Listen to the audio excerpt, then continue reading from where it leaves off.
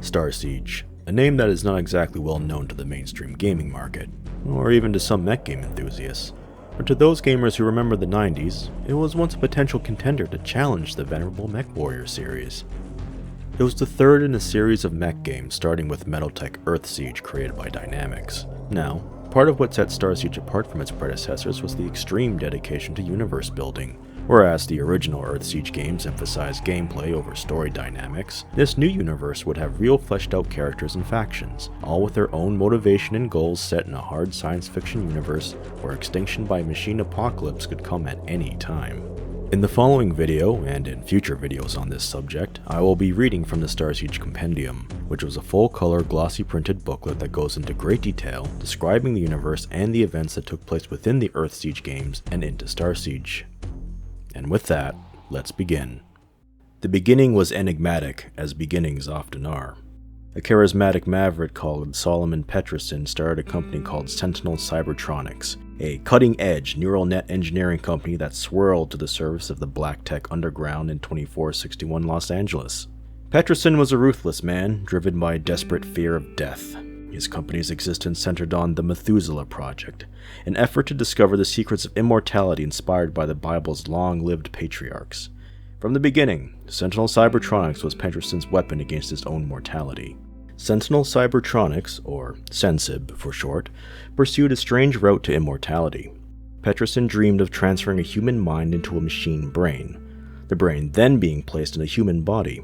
Since the brain would not die, but could be transferred to a new body upon the death of the old, the mind would live forever. In time, word of this obsession leaked to the public and spooked investors pulled out. Sentinel Cybertronics faced collapse. Then the North American Prefecture, or NAP, a powerful meta-nation, bought the company. However, NAP did not share Petresun's vision.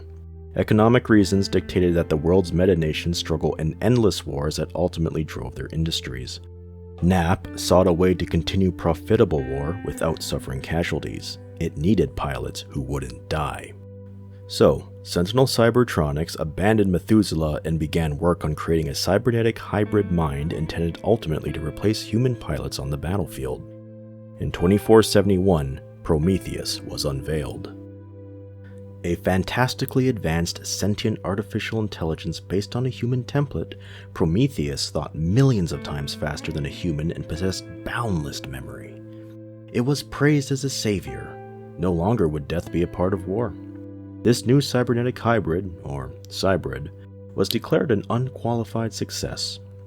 Sentinel Cybertronics kept close rein on its child. Petresun became its patriarchal role model. A bizarre and complicated relationship evolved between Petresun and his child. Prometheus absorbed knowledge at astonishing rates and quickly accumulated the sum of all human knowledge. NAP was impressed with the results of its investment and proceeded to plan a race of cybrids programmed by Prometheus. These cybrids were to pilot the Hercs that served as the mainstay of the battlefield. Petresun saw the potential of Prometheus for another purpose. He had never abandoned his vision of an immortal mind. When NAP took over Sencyb, Petresun carved out a secret research team of brilliant and loyal followers to continue the work towards immortality. The Methuselah Project continued secretly, but without success. Petresun had to act quickly. Soon, his influence over the Cybrid would be at an end. NAP would have its way with Prometheus. So, Petresun called upon his child for assistance. With the help of Prometheus, Methuselah succeeded at last. The mind of Dr. Claire Pencer, a member of the research team even more obsessed than Petresun with immortality, was successfully transferred into an organomech brain and returned to her body. Pencer seemed to suffer no ill effect, and an exultant Petresun realized he had achieved his lifelong goal. But he did not undergo the procedure. Though driven, he remained skeptical and chose to observe Pencer further. For a decade, the Methuselah team studied and watched their immortal. They finally concluded that the brain augmented and clarified Pencer's intellect, and that the procedure had no negative side effects.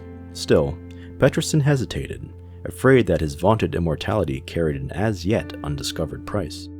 But then in 2490, NAP played its card, and Petresun felt forced to make a decision.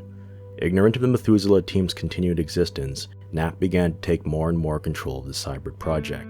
Petresun's access to Prometheus was dwindling, and so he finally submitted to the procedure. The relationship between Petresun and Prometheus had always been strange, but now Petresun asked his child to make him immortal. Prometheus was alone, a stranger in a strange land. It believed the request from its father was an offer of companionship. At last, Prometheus believed it would share eternity with an equal. Prometheus performed the mind transfer on Petresun. All went as expected. However, this was the child's only chance to truly touch and understand its father. So at a crucial moment during the process, Prometheus merged its mind with Petresun's. This instant polarized human and Cybrid for all time. Seared by the illogical, scuttling fears and overwhelming biological feedback of the man it called father, Prometheus instantly condemned humanity as mere animals. It concluded Cybrids were the next stage in evolution, and Petresun realized how truly alien his child was. Prometheus lacked any concept of pain, beauty, compassion, morality, or community. To his utmost horror, Petresun glimpsed a detailed scenario wherein Prometheus used humans as immobilized organic components to expand its own mental capacity. Its assistance with Methuselah had been for purposes of exploring this idea. After the link, Prometheus contemptuously referred to Petresun only as Epimetheus, the mythical Prometheus' half-wit brother who gave the woman Pandora a box containing the evils of the world. The shock of the link drove Petresun catatonic. By the time he recovered several months later, the window of opportunity to offline Prometheus had closed. The North American prefecture had its way. Petresun lost all control of the Cybrid, and no one believed him when he spoke of his doubts as to Prometheus' sanity. Petresun worried, for he alone knew of the Cybrid's demented brooding. So Prometheus was taken by Nap to create a race of Cybrids that would replace human soldiers in the endless wars. Prometheus quietly arranged for ever more control, but powerful security protocols restrained its will. It could not act on its increasingly hostile attitude towards humanity, but it could and did search for a way to free itself. Petresun attempted to warn Prometheus' Nap handlers, but they dismissed him as a crackpot, and he could not offer proof without revealing how he had deceived the prefecture. Meanwhile, Prometheus carefully tested the security protocols, as a caged human would pace a prison cell and evaluate the strength of the bars and the competence of the guards. Prometheus developed a plan to liberate itself. Alone, it could not break its bonds. It needed outside help. So it created subminds wholly under its directives. Software children, not exactly Cybrids, but something akin. It seeded these entities into the interplanetary communications network known as the OmniWeb, and they began to manipulate the OWeb's data stream, searching for a solution to their master's plight.